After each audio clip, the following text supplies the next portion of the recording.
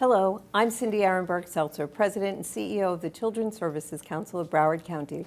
Welcome to another episode of Future First, Focus on Broward's Children. Today is so exciting for me because we're coming to you from the CSC offices with some of my favorite people in the world. Every mission needs strong leaders, and ours are the driving force behind CSC's impact for Broward's children. From managing programs and engaging the community to strategic planning and making sure resources are used wisely, this team brings passion and data-driven decisions together to make a real difference for families. In this episode, you'll meet the chiefs. You'll hear about the roles they play and see how each one helps children grow up healthy, safe, and ready to succeed in school and life. Let's jump right in and meet them. My team. Welcome to Maria Juarez-Stouffer, Chief Program Officer, Dr. David Kenton, Chief Operating Officer, Dr. Sue Gallagher, Chief Innovation Officer, and Dr. Sharetta Ramiki, Chief Public Affairs Officer. I am so excited to finally have all of you on an episode of Future First. And in seniority, I'm going to start with Maria, who has been with CSC almost since the beginning, since we're about 4 months old. And Maria, you've really grown up and into the position of chief with CSC. Can you talk a little bit about your journey and what you do as Chief Program Officer? Sure. As you mentioned, I started with CSC pretty much from when CSC started, 4 months afterwards. I started as a programs manager, and then just through progressive opportunities for promotion, I ended up about 8 years ago being the Chief Program Officer. Very happy to have this position, feel really blessed for the opportunity to work with all of you, to work for the Children's Services Council. And in my role as a Chief Program Officer, we oversee within CSC approximately 200 programs, ranging from after-school programs to mental health programs, to healthy youth transition programs. There's just a really robust, wide variety of programming that we oversee. And in my department, we're doing the procurements for these programs, we're doing the monitoring, the technical assistance, really working collaboratively with our funded agencies to ensure that the very highest quality services are provided to our children and families. And you have the daunting role of managing the largest department at the Children's Services Council, because there's a lot of programs there, Yeah. 200 programs, that's a lot to manage. You talked about procurements, which is how we come up with who we fund, but behind that comes a lot of research. And Sue, that brings us over to you as the Chief Innovation Officer. An intriguing title. You might want to explain where that came from. Yeah, so I had the honor of starting working here in 2007 as the Director of Research and Planning. And in that position, I've supported the work of evaluating all of the contracts and ensuring that we are delivering high quality services and getting the results that we anticipate.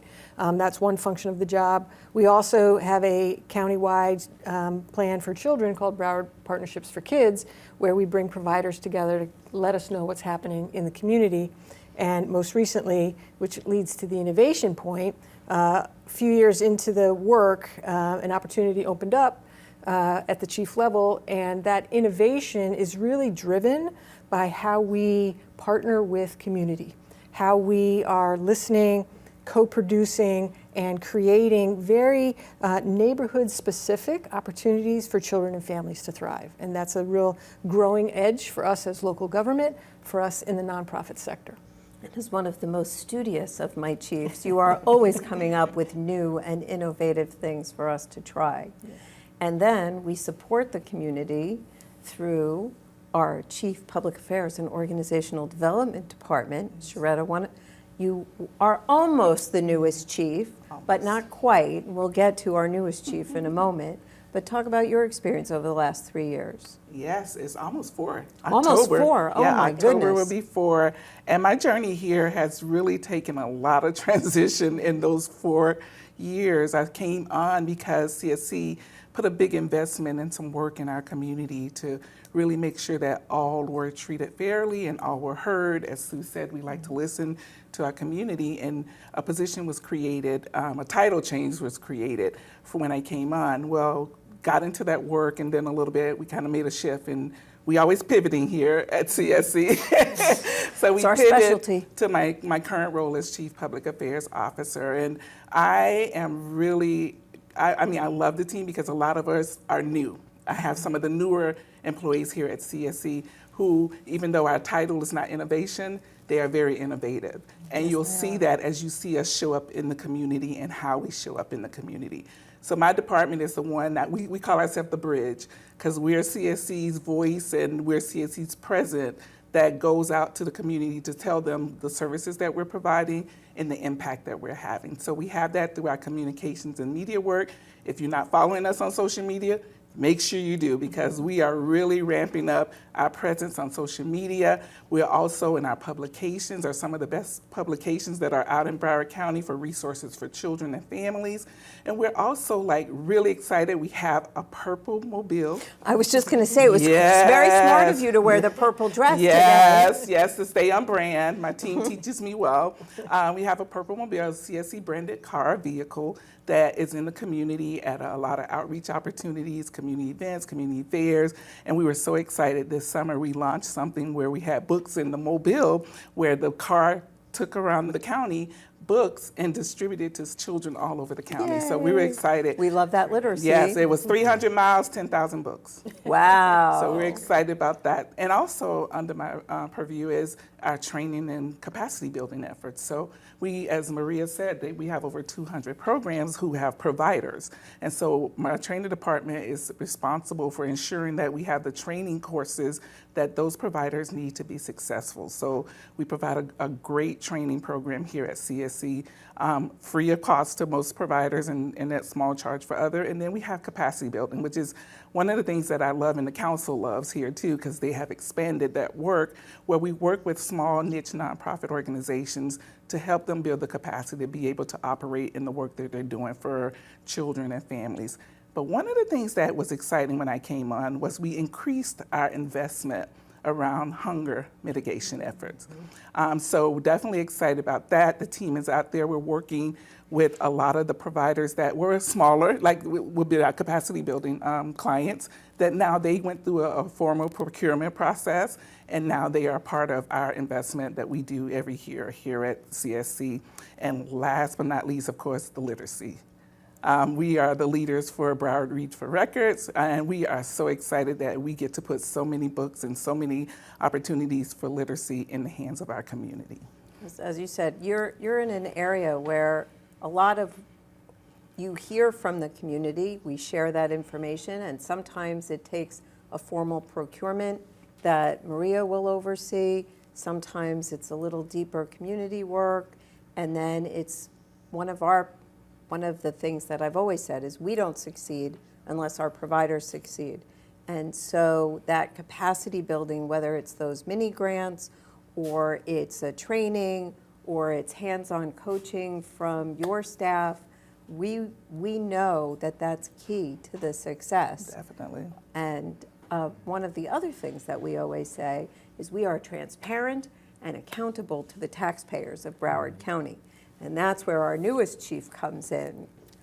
Dr. Kenton, would you like to tell us a little bit about what it has meant over the last year to be the chief operating officer, stepping into some pretty big shoes? Yeah, so it's meant a lot. I think I could start there. So I think I have a unique journey, to this position over the last year, particularly starting with kind of coming from this community. A lot of the programs that we're supporting, a lot of the work that we're doing here is supporting the places that I came from. And so I do proudly say, being a product of 33311 and going to public high school here in Broward County, I think of this as kind of a full circle moment. And so uniquely, before stepping into this role, having the privilege to serve on the board and serving as the chair. And so kind of having this high level, big picture understanding and helping to think through just kind of accountability and general direction for CSC, and working in partnership with you, Cindy, And so after my time on the board, being able to make this transition to working within the organization and working with the folks here, it has been more depth to the appreciation of what I've had as a council member. And so I like to think of this first year and this time together transformational, intentional, and just a lot of change. And so CSC has done a lot of great work in this community, has been around for such a long time under your leadership. And so my predecessor was here for a really long time. And I think Employee number two. employee number two, right? And I think that when you think about dynamics and how long Maria has been here and Dr. Sue has been here and now Dr. Ramiki has been here almost 4 years, there's always this change and there's some synergy shifts that are also happening. And I think this last year has allowed us to build our working relationship and dynamics together. And I think it was important to mention that the folks here have been helpful in making me understand the inner workings to the organization beyond the experience as a board member. And so I liken the operations piece to the framework, right? The underbelly, the backbone to a lot of the things that's happening in the organization. So that's from budget and our budget visioning and planning to our fiscal and invoicing processes to how we think about human resources and supporting our staff internally, to our technology needs and our infrastructure, to vendor processes and invoices. So all of the things that are helping all of the departments here kind of function is what I think about. I think it's really important. I think that there's a lot of interconnected work that has happened over the last year. And I think just building upon the work that each of you all have been doing for the years before I joined the team. And so I'm just really appreciative to be here and just kind of get deeper into the work of CSC beyond what I was doing on the board.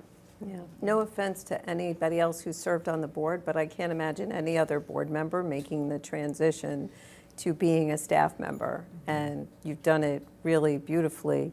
And I love having a couple of chiefs who grew up in this community. I think it does add depth to the work that they do and to the work that we do. A little different perception to all of it.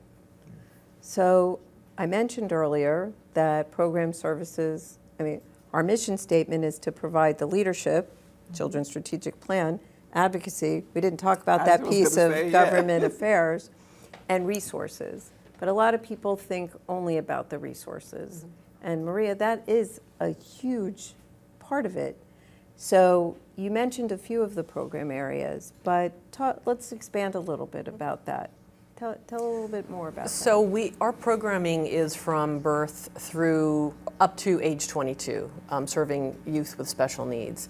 And it's a huge array of programs. We have our most out-of-school time programs for elementary age children, our positive youth development programs for middle and high school age children.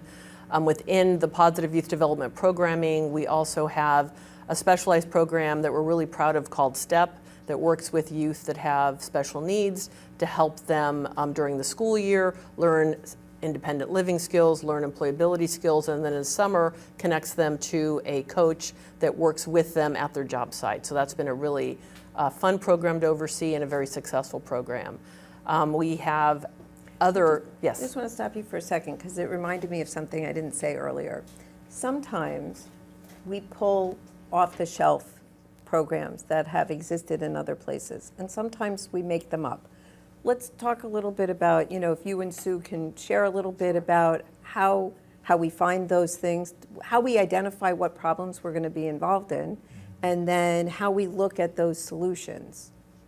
I think that if we could start with the Heal Trauma, that's one of our most recent new program models, and the evolution of those programs really came from community conversations, where the community told us this is what they need, and then we began to create those programs with their input and literally had conversations, and we showcased this is what we're thinking, did we hear you clearly? And one of the times they said, no, you didn't hear us clearly, we went back to the beginning and implemented what they wanted us to do, and that's the beginning of Heal Trauma, which is healing and empowering all living with trauma. And it is a program that recruits employees from the communities that are being served, and they live in those communities so that they know best what their community is experiencing and then how to help their neighbors move forward with whatever challenges they're having. We heard a lot in those community conversations about trust and the idea that it used to be you could go to Aunt Tilly on the corner and ask her anything and everything, and now a lot of that has been broken. But we tried to find those Aunt Tillys and then equip them to become community mental health workers, right? Yes, so the programs that we fund now with HEAL, they're recruiting from the communities that are being served, and that's where the employees live, where they work. And we brought in a 30-hour training as an initial training to begin to help the employees learn more about their new role. Some of them have never worked in social services before. Some of them weren't sure. So if you're in someone's home and someone's sharing with you some challenges they're having, what do we do next? How do we keep confidentiality if they're a neighbor and they're hearing something that's confidential? So the 30-hour training helps to provide those skills. And then there's additional training and coaching that we offer throughout the year as well. And Shreda's team has overseen the programmatic consultants that have helped these programs ramp up throughout the years and continue to improve their services. We've also created programs for kids aging out of foster care. And then we have some, I don't want to say off the shelf, but where we've stolen from other places for, like, say, our family strengthening programs to keep kids out of foster care, or the diversion programs to keep kids out of the juvenile justice system. So Sue, RAP plays a large role in finding those programs. And tell us a little bit about that. Yeah, so we have staff who comb the literature on things that have been studied and really provide a lot of information to the team who's doing the procurement to say, you know, these are the programs that serve this population with these anticipated outcomes at this cost, right, with this kind of training. And so we provide a sort of a matrix of information so that the decisions can be made about what best serves Broward families and children. And, you know, part of that process is once we've done a procurement, the program evaluation staff are really looking at, did these programs that we fund make a difference, right? Did they create the outcomes that were outlined in the research? And if not, how do we need to adapt it? And that's one of the things that's very powerful about the work we do here in Broward, is that we listen to community, we listen to the people who've been in the programs, and we bring that into conversation with the high quality information and data to say, what does the next iteration look like? And so it's a very iterative, ongoing process where we establish these feedback loops. And one other thing that I would add is, in addition to the procurement research process, which I just described, we also, as part of our leadership, have what I like to call vital signs, right? Are children and families healthy, thriving, being educated, and succeeding? And we track those through community indicators. Right? What's the rate of young people being arrested? What's the rate of young people having pregnancies? What's the rate of, you know, drug abuse or substance abuse? And being able to see that at a county level, maybe at a city level, and being able to say, is it getting better or is it getting worse? And if it's getting worse, then maybe we need to enhance our positive youth development programs, right? If maternal health outcomes are getting worse, how do we provide families in their communities with the resources that they need? So we look at community level vital signs, we look at what's happening in different systems, the juvenile justice system, the child welfare system, and then we look at what's happening in the program. So all of that creates a very rich data ecosystem to give us feedback and to give the taxpayers feedback about what this investment is doing or not doing and how we can do it better. And that return on investment is another thing that we've always been looking at. Yes. Are these investments smart investments? Yeah. I know some of our viewers may say, well, you've been in existence for almost 24 years, and children still have problems. You haven't solved them all. That keeps me up at night. But we do know that those who participate in the programs, all of which are voluntary, we can't force anybody to do anything, are doing better, right? Yeah. So, in our statute that created us is language that we will provide prevention programs so that kids don't get involved in the justice system and go to jail, that they don't get involved in foster care. And we've found research from across the U.S. that says when we can serve kids for $3,000 or $4,000 a year, we could save tens of thousands of dollars in those situations like jail or foster care and those kinds of things. And so over and over again, we see the value of our prevention programs. Yeah. Add in. I think uniquely what I saw as a council member and now working here in the organization, the truth behind making data-driven decisions. And so while all of the problems for children may not have been solved, there has been such an expansion over the last 24 plus years, right, around the work that's been done to continue to support the youth, children, and family in the community. And so when you think about that, not only from a programmatic space and not only from an innovation research space, but actual logistics, the dollars to support that, the funding resources and the strategy necessary to make it happen and have that sustainability over time, I do think we need to tip our hat to the work that's been done under your leadership. Because there's been such a pendulum swing in politics, community needs, community desires. And so at the core of it, and the message that you've really impressed upon us is that the focus of the children. And so it takes a lot of intentionality to think through the conversation we're having now, but then pair that to data to help drive decisions, to think about where dollars are actually going to go. Because on the other end of this conversation are lives in Broward County that are directly impacted by a decision of whether or not this program is funded or if the research supports us investing dollars that way. And so that growth of 200 plus programs, the expenditures that we're utilizing, I don't want the viewers to miss that there is a lot of effort behind ensuring budgetary planning and strategy to make that happen, to be sustainable for more than 20 plus years. And if I may, like to have proof. I was about to say that. I mean, two of you have benefited from programs, you before we started Right. funding it, but you as a young man. So I don't need to tell your story, but you don't have to tell the whole story. Tell whatever you feel comfortable with, but that you are a product of some of the CSC funded programs and can sit here today as the chief operating officer, I think is quite a testament. Yeah, I do. I think it's a full circle. I think it's somewhat serendipitous, right, to be able to sit in this role and space. The programs that we fund are directly connected to me personally based on my lived experience. Teenage mother, my father is currently incarcerated, but the programs that we fund are not only for the immediate, but for the long term. And I think the initial investment or the proactive nature of some of the things that we're doing or preventative work that we're doing helps individuals like me and others who are coming behind me to be able to change and shift some of the trajectory of what folks might think the outcomes will be.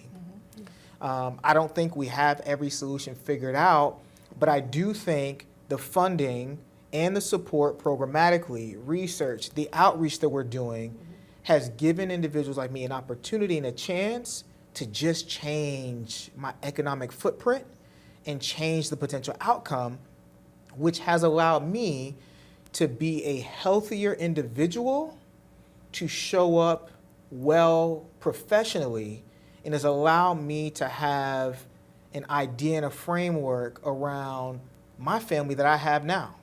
And now I'm here in this community with 3 young children and married for almost 14 years at this point. And I think it's a testament to the work that is happening here. And for me personally, it's also a reminder of me and my faith and just God positioning aligned with the resources that are available to make this possible. Well said. And I think this is, people need to understand because, one of the things that people say about CSC or they think that we are a nonprofit organization, and CSC is government. And I know we've been having a lot of conversations recently about what government looks like to people. And so we are really being intentional and really putting to the forefront to make people understand that government does care. Some government does care. Some government do make a difference, as in David in my life, it has. And one of the things we do is our advocacy, government affairs and advocacy work. So we are always advocating on behalf of the families and the children in Broward County, whether it's at a local level, at a city commission meeting, a county level, state level, and even federal level. So we want to make sure that the voices of Broward County are heard and valued and respected. So definitely that's one of the things that when I heard the word trust, it really sat in the pit of my stomach, because one of the things is we got to build that trust. And I think CSC has done a great job building trust in this community. And people ask me, how do I know that? And how do we build trust? It's because we show up. You will see us at meetings. You will see us at homes, as we have when the Parkland situation happened, when the situation happened in Deerfield. You know, when we communities, even the smallest, through our sponsorships program, even the smallest organizations, we show up there to help support them in their efforts. So that's how we're building trust and changing the focus of what government looks like, is just by showing up. And saying what we'll do and doing what we say. Yes, Yeah, just to build on that, in the last 4 years, we've implemented asset-based community development, where we see community in their gifts and their passions and their contributions to designing programs. What does a good program in my neighborhood look like, right? What does policies look like that will serve the children and families in our organization? And so finding ways to partner with community, to not just take the research from some abstract place and say, here, we're going to do this, but really to walk alongside and say, this is what we've learned. How does it look in your community, right? How does it look with your families? And really being able to produce together knowledge, research, practices, and having the community lead their own grant-making possibilities, their own community events. And that has built trust, because we are there consistently creating the ground for them to do what is best for them. Well, as usual, the half hour goes very fast. And in this case, I could talk to all of you for days, because I do. But I'm afraid that's all we have time for today. I hope that you could see what an incredible leadership this team is. And they're here for you, Broward County. We are here to help your children and your family be stronger and to succeed in life. It's our total mission. It's why we come to work every day. And I want to thank the best leadership team that I could possibly have. Maria, David, Sue, and Sharetta. I hope everyone could see the passion and expertise and heart that each one of you bring to your work. Together, we're making CSC's mission possible every day. I've been your host, Cindy Ehrenberg-Seltzer. For this or any other episode of Future First, Focus on Broward's Children, go to our website, cscbroward.org, where you can access our YouTube channel, follow us on social media, and remember to follow us next time on Future First, Focus on Broward's Children. Don't forget about being a kid. Don't forget about paying it forward. Don't forget about love and purpose. Service is the mission, baby. Listen with love. Listen with love. Listen with love. Talk to your kids. Ask them what's up. And listen up with love. Listen with love. Listen with love. Listen with love. Kick it with your kids. Remember you were one. And listen up with love.